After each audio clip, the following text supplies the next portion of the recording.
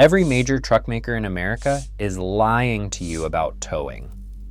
That 13,000-pound number on the window sticker of your $66,000 F-150, it only applies to one specific configuration that almost nobody actually buys. A stripped-down, two-wheel drive, regular cab work truck with no passengers, no gear, and no options. The truck sitting in your driveway right now, the one with the crew cab and the leather seats and the four-wheel drive, probably cannot safely tow what they told you it could. And the twin-turbo engine under the hood is the reason why. Here's the dirty secret the dealership never explains. Towing capacity and payload capacity are two completely different numbers, and payload is almost always the one that runs out first. Think about what that means for your wallet.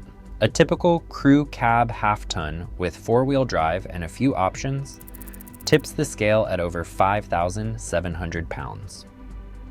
With a gross vehicle weight rating around 7,000 pounds, that leaves roughly 1,300 pounds of payload. Add two adults, a dog, some camping gear, and the tongue weight from a 6,000-pound trailer, and the math simply does not work. According to the National Highway Traffic Safety Administration, exceeding your gross vehicle weight rating compromises braking, handling, and vehicle control. And a study from the AAA Foundation found that improperly loaded cargo contributed to over 50,000 crashes per year, resulting in nearly 10,000 injuries. Your truck might be able to pull the weight. The question is whether it can stop, steer, and survive while doing it. But here's where the real story begins. Once you understand what happened under the hood, you will never look at a truck the same way again. Starting in 2011, Ford made a decision that would reshape the entire truck industry. They replaced the proven 5.0-liter V8 in the F-150 with a 3.5-liter EcoBoost twin-turbo i6. The pitch was brilliant. More power, better fuel economy, same capability. By 2025, nearly every major truck manufacturer followed the same playbook. Ram pulled the legendary 5.7-liter Hemi V8 from the 1500 and replaced it with a 3-liter Hurricane twin turbo inline 6. Toyota ditched its bulletproof 5.7-liter V8 in the Tundra for a 3.4-liter twin-turbo V6. The entire industry decided that turbocharging was the future. What they did not advertise is what happens to turbos under sustained towing loads. This is the part that should concern you. Twin turbochargers generate enormous heat. Engine oil reaches extreme temperatures. The intercooler, radiator, and transmission cooler all compete for the same limited airflow behind the grille. On flat highways at sea level, none of this matters. On a 6% grade in the Colorado mountains, with a loaded trailer at altitude, it matters a lot. Air density drops roughly 19% at 7,000 feet, which means the cooling system has significantly less air to work with. And the turbochargers are still producing the same brutal heat output. The evidence is stacked across every truck forum on the internet. Ford F-150 EcoBoost owners report coolant temperatures spiking to 240 degrees Fahrenheit and even 252 degrees Fahrenheit while towing uphill.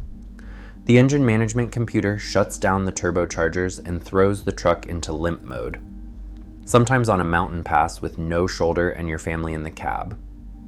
One owner with a 2017 F-150, rated to tow nearly 12,000 pounds, documented his truck overheating while towing a 5,100-pound trailer. Let that sink in. Less than half the rated capacity, and the engine still could not handle the heat.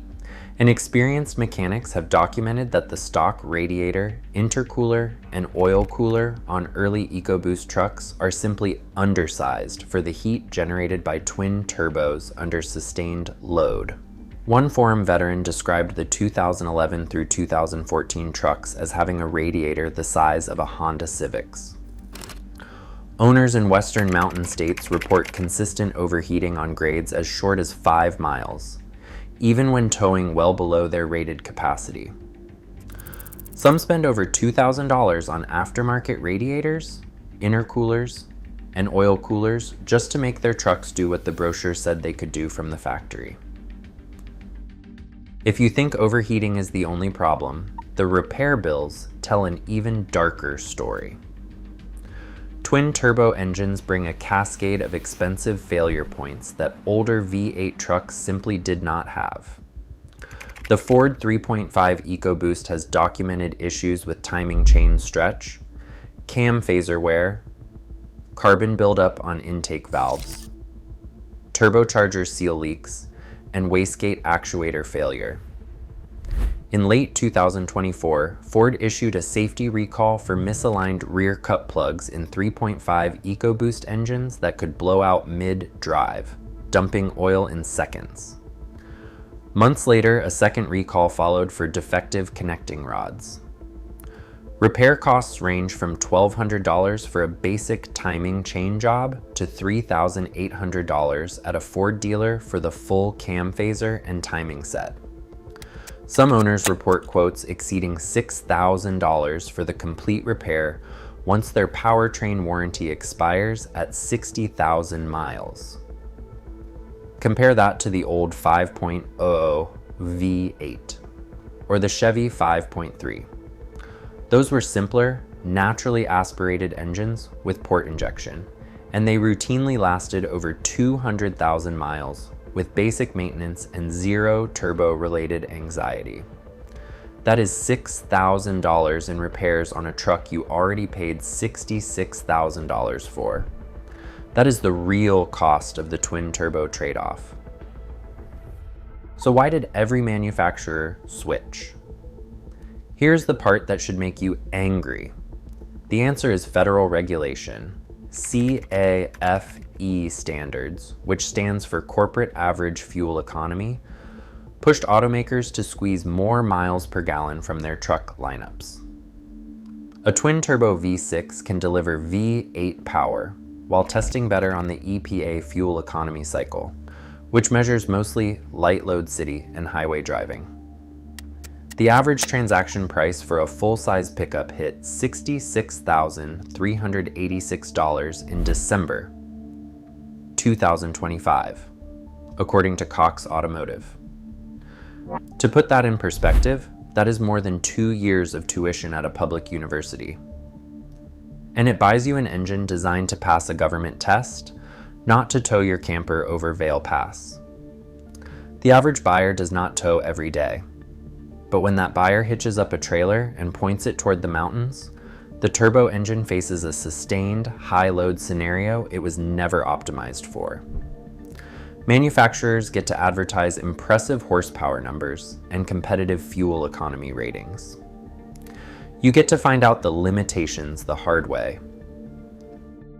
But there is a way to beat this system, and smart buyers have already figured it out. First, ignore the maximum tow rating entirely. Look at the Payload sticker on the driver's door jamb of the specific truck you are considering. That number tells you the real story. Second, before your first towing trip, weigh your actual loaded truck at a truck stop scale. Subtract the loaded weight from the gross vehicle weight rating, and that is your true remaining capacity for tongue weight, passengers, and cargo.